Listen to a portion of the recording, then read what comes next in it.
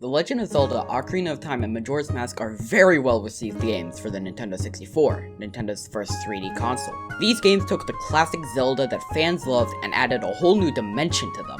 However, Nintendo couldn't just keep making Zelda games for the 64.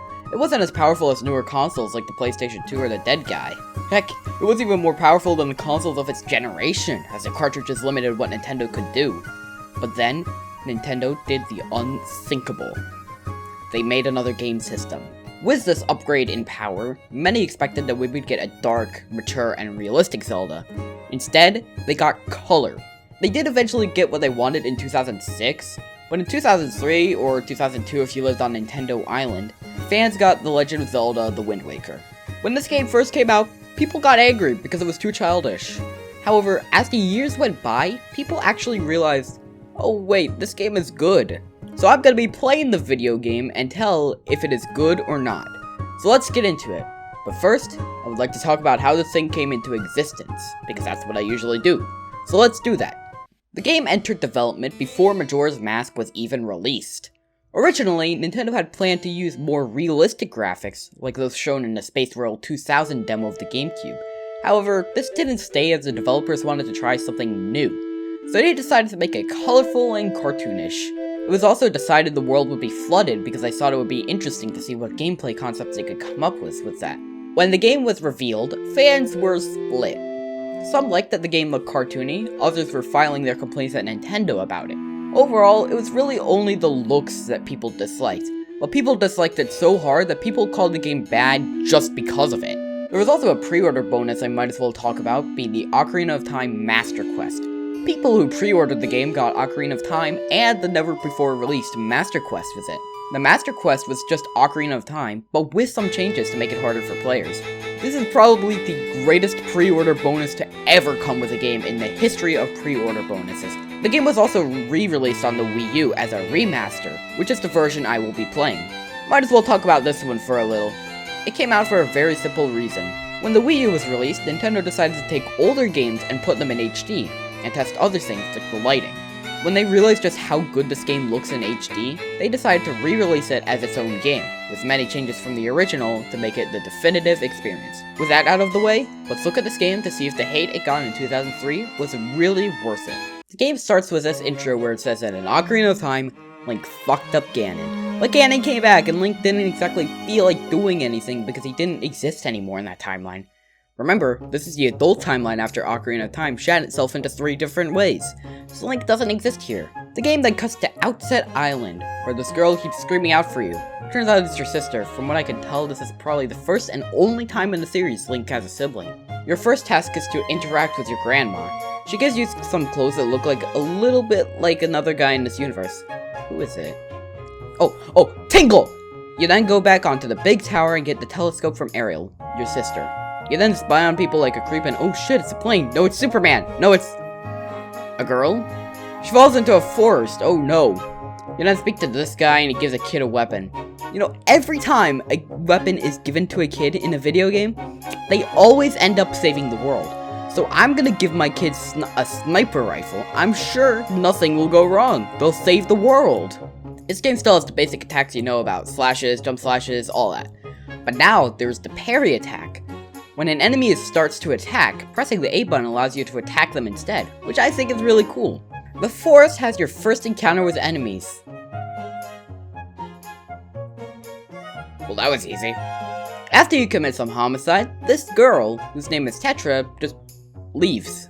Ariel then decides to cross the bridge and uh-oh, the plane got her.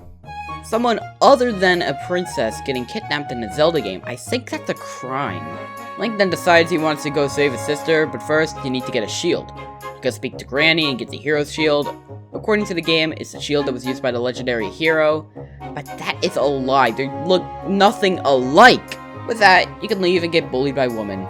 You can now go to the basement and this guy will teach you how to jump. He says it will take you a whole year to complete this. I destroyed all his hopes and dreams of being higher rank and sold the goodie bag on the way out. The pirates did not like that, so they launched me to prison. Now I don't have a sword and I need that sword. Now you need to sneak around Forsaken Fortress, and I love this part. I love when games have stealth missions. I find them really fun and enjoyable as a player trying not to get spotted. Heck, I even use life as a stealth mission. I am out of sight so much that people forgot I existed. If you get spotted, you get thrown in prison for just existing. That's kinda lame. You need to take down enemies at searchlights to progress. By shielding them, you can knock their weapon out of their hands and use them, which is just so cool that you could do that. Once you get to the end, you get your sword, attack another guy, go save your sister. Fun! You get a glimpse of Ganondorf before he gets thrown away. Luckily for you, a boat comes to the rescue. Somehow, the boat can talk and his name is the King of Red Lions, your companion for the game. He tells you that you need to defeat that Ganon guy and also tells you that he needs a sail. But he's brought you to the shore of Windfall Island where you should be able to get one. How the hell did you bring me here if you don't have a sail? Anyway, going up to the top here brings you to a door containing a prison cell with someone inside. Well, I shouldn't let a prisoner out. That would not be good at all. Whoops. This guy's name is Tingle, and he gives you the Tingle Bottle, the most useful item in the game. It allows you to send and receive messages in a bottle through Miiverse. Let's use it! What a disappointing message to get. You can also crawl through a maze and get a picto box. This allows you to take pictures and selfies. Pretty cool. By doing this, you could finally ruin any serious moments and be a creep. You can also then purchase that for 80 rupees. That thing happens to be a sail, so now you can leave the island. This is one of the main things in the game, sailing. Many don't like sailing, saying it's boring, slow, and dull. I, however, quite like sailing. Sure, nothing goes on sometimes, but it's relaxing to just look at the ocean, listening to the music, exploring the islands you find along the way. It's great. That's another complaint I've heard people had with this game. It feels empty. I disagree with this. It felt like I was constantly finding new islands to explore during the playthrough. Luckily, if you're really against the idea of sailing, the HD version added a swift sail, allowing faster sailing. If you really don't want to do that, luckily speedrunners have you covered. It's actually pretty fun to do this, I gotta admit. When you follow the wind, you reach an island called Dragon Roost Island. I wonder what roosts here. You land and the boat guy gives you the power to control the fucking world with the swing of your hand. Don't attack the explosive fruit? You can't tell me what to do! Never mind. After using the boom boom devices to make your rocks go boom, you can reach this cave with bird people. This guy tries to convince me to get a letter and deliver it for free. I'm not falling for that child labor. Unfortunately, the game requires I do so I get a letter to deliver from this girl named Medley with a letter for this guy named Kamali. After delivering it, you can go out to this place and Medley wants to throw her at a wall. Alright, let's do that. Damn it! But hey, she gave me a bottle. It's fine that I couldn't give her a concussion. Using this bottle, you can farm boom booms, making the rock go boom, and swim to the other side. And after some basketball, you can enter the technically first dungeon, Dragon Roost Cavern. I say technically as while Forsaken Fortress is the first dungeon you visit, this is the first one you complete. Dragon Roost Cavern is pretty interesting for a first dungeon. Most games have the first one be a forest area, but here, no, there's fucking lava everywhere. Have fun growing trees here. Dungeons in this game are pretty similar to those in Ocarina of Time and Majora's Mask, except in this game, they are much simpler. This isn't a bad thing at all. In fact, I'd say it's a good thing. Puzzles still make you think a little when solving them. They are easy, but this is only the first dungeon. And I don't spend like 10 minutes on one puzzle. It's great! When you get to the midway point of the dungeon, you fight a mini-boss, being these guys. Then this guy gets dropped in and I committed an act of homicide. Their prisoner is released, who just so happens to be Medley. She came in here in hopes of helping Valor the Dragon of the island. She thinks the issue is that something is terrorizing his ass, so he needs some help. She then gives you a grappling hook, an item that allows you to swing across areas and swim to the ocean at high speed. When you reach the end, you find a boss. I know, surprising. The boss of this dungeon is Goma. This fight is not at all like the one from Ocarina of Time, however. You have to swing across the tail of Valor and make a rock harm Goma. After enough damage, Goma will start to slam down and you just need to attack. Once that's done, Goma dies and you can leave. Like other Zelda games, you could get a heart container for clearing the dungeon, which gives you an extra heart of health. Also, is it just me, or does the wind here sound like the final hours from Majora's Mask?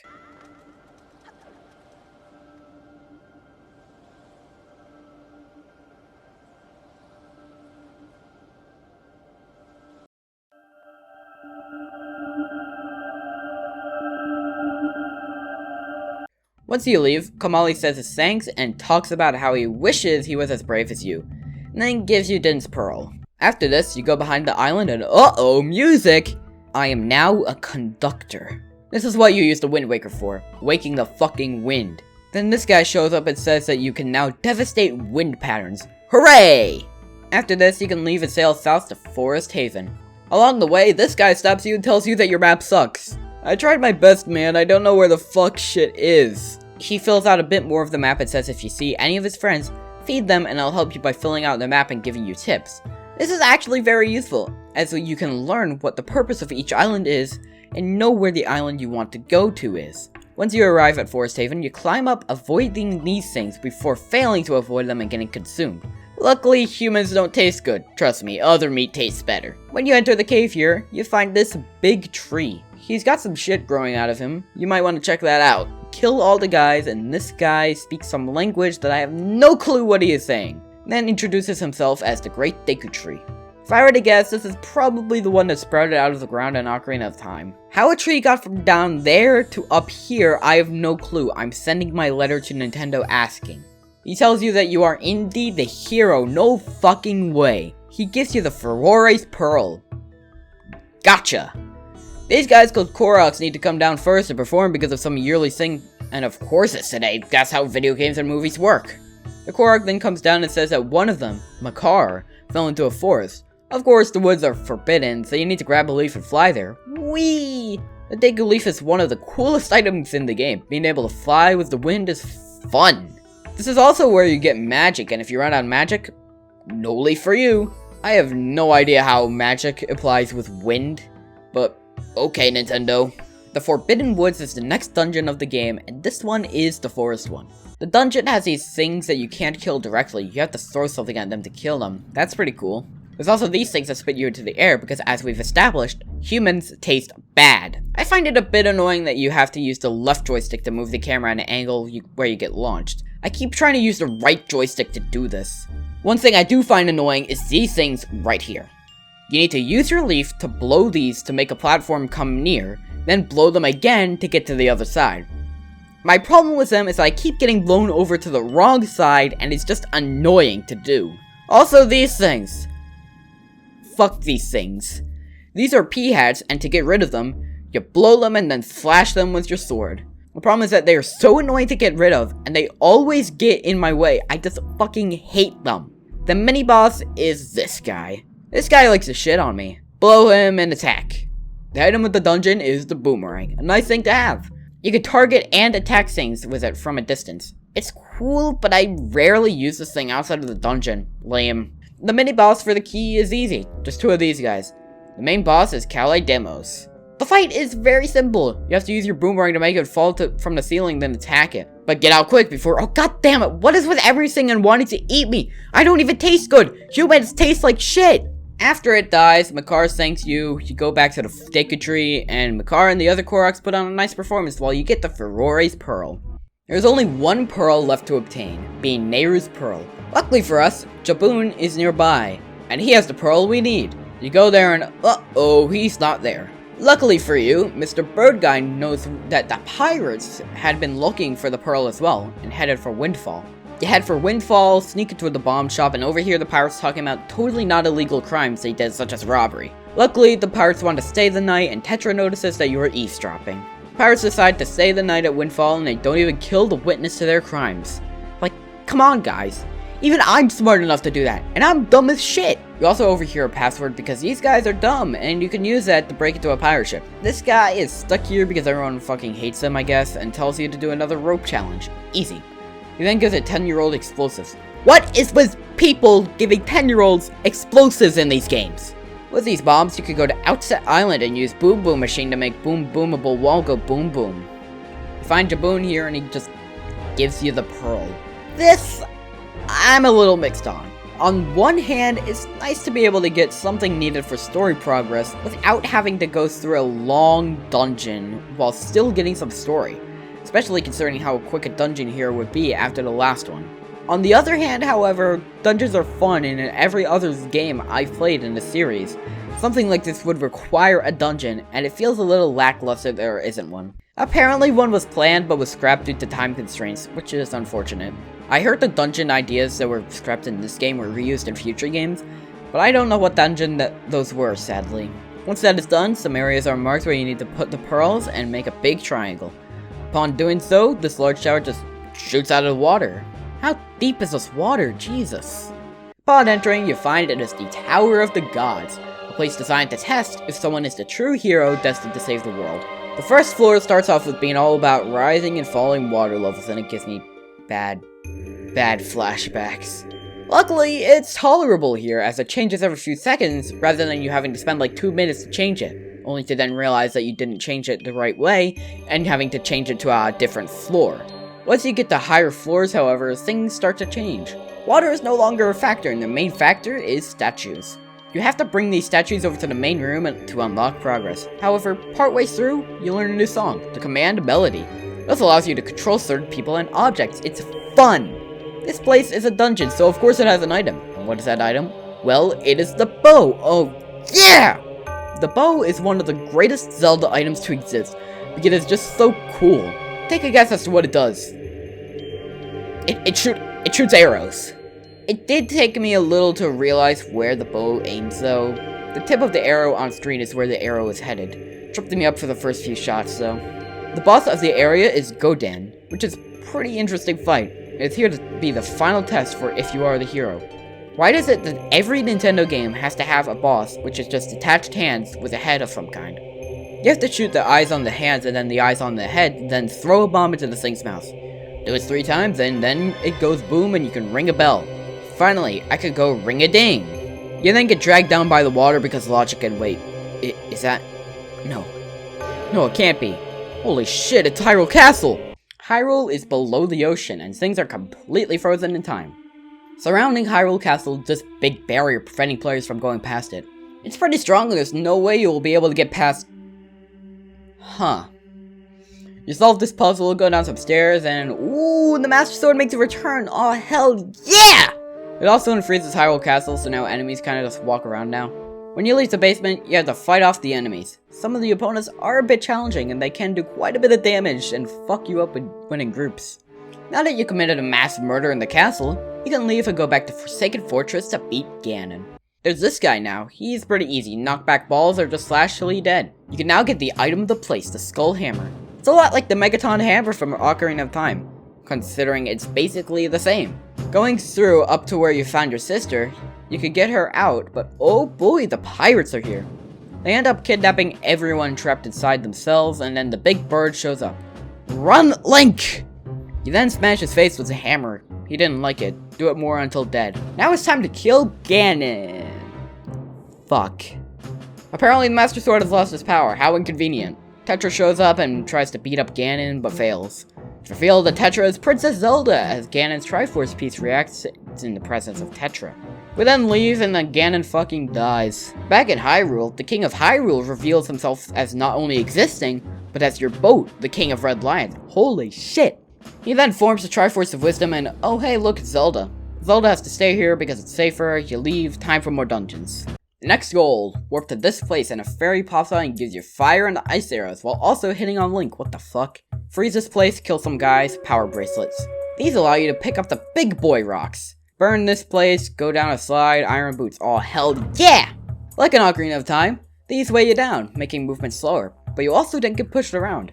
Unlike Ocarina, this is an item you can toggle with a button instead of having to enter the menu every time you want to put them on or off, and it is so much better this way! Now you can go here, break a rock, learn a song. A dead Zora speaks to you and tells you to find her descendant.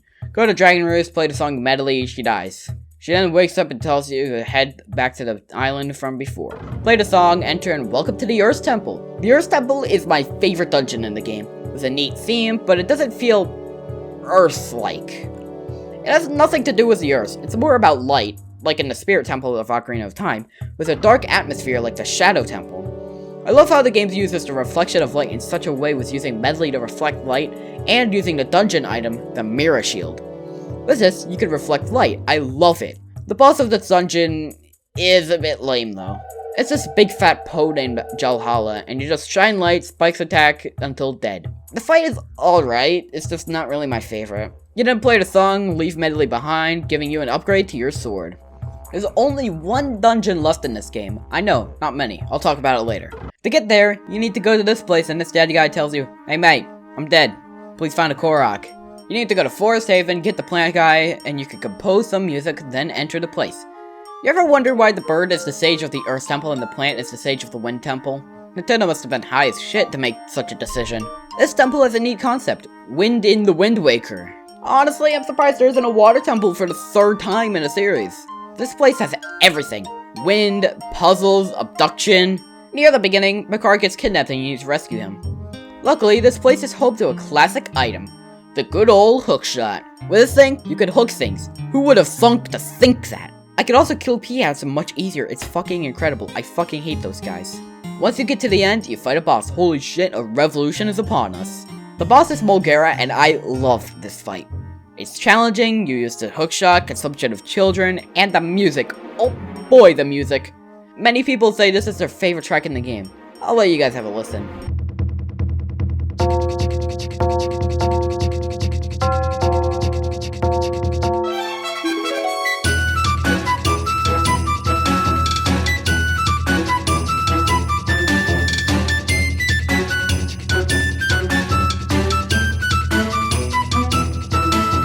Fight is great. I love it. Once that's over, just get the fuck out of there. Makar prays or something and oh boy, better sword. The Master Sword is fully powered up. Now to kill Ganon, except he isn't here. Fuck. Now we need the Triforce of Courage. Sadly, the gods aren't nice enough to just give it to us. So we need to prove that we are the true hero of Winds for like the third time in this game. How do we prove that? By going on a long-ass collection, of course. The Triforce Hunt, many people's least favorite part of the game.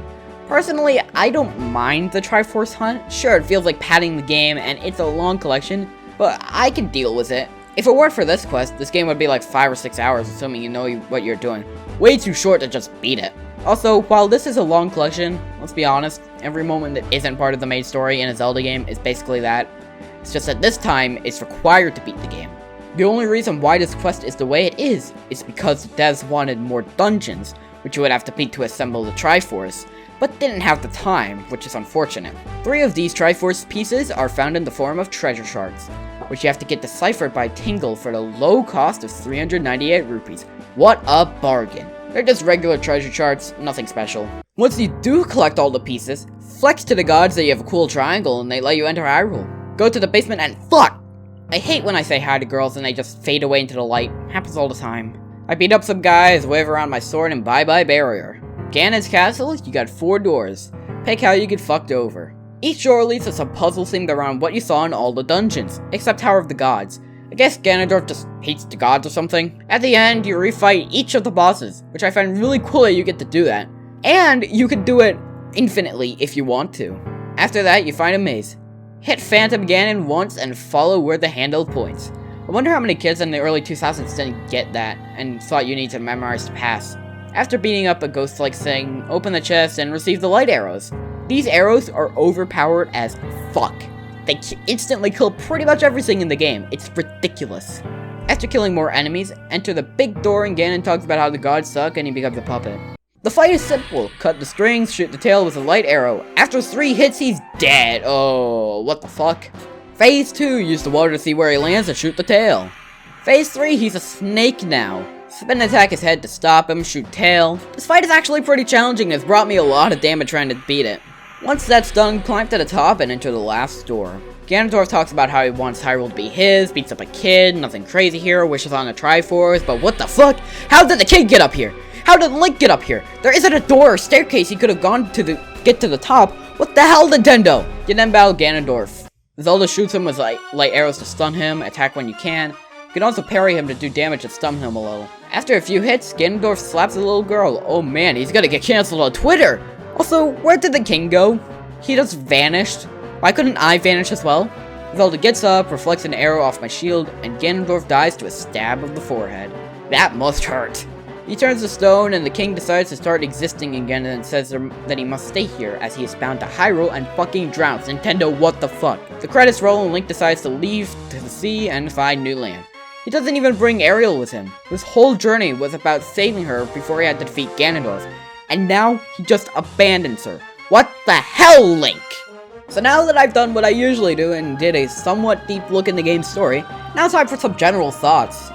First off, this game's exploration. My god, is it great. Everywhere I went, it felt like I was discovering something new with all the islands and towers and submarines, and this game has the perfect balance of linearity and exploration. What do I mean by this?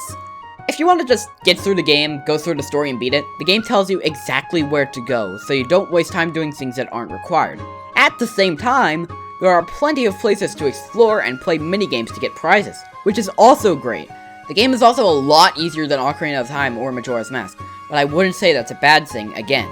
The puzzles and dungeons are easier, but as I've said, they're tricky enough to get you thinking as to what the solution is, but not too tricky that you feel like you need to look up a guide. I only had to look up a guide 2 or 3 times on my first playthrough, compared to the dozen or so times I had to do it with Ocarina of Time and Majora's Mask each. I do find it's harder to die in this game though, I will admit. In Ocarina of Time and Majora's Mask, even though I got all the heart pieces, I still died like 2 or 3 times each. Here, I actually didn't die. That is something that could be improved on, I will say. Making the combat a bit trickier would be best. The music in this game is great. The soundtrack, I believe, is partly done with live instruments and a full orchestra, which I love when games do that. Nintendo, please do that more often. I know it'll make it feel less special, but it makes it sound so good.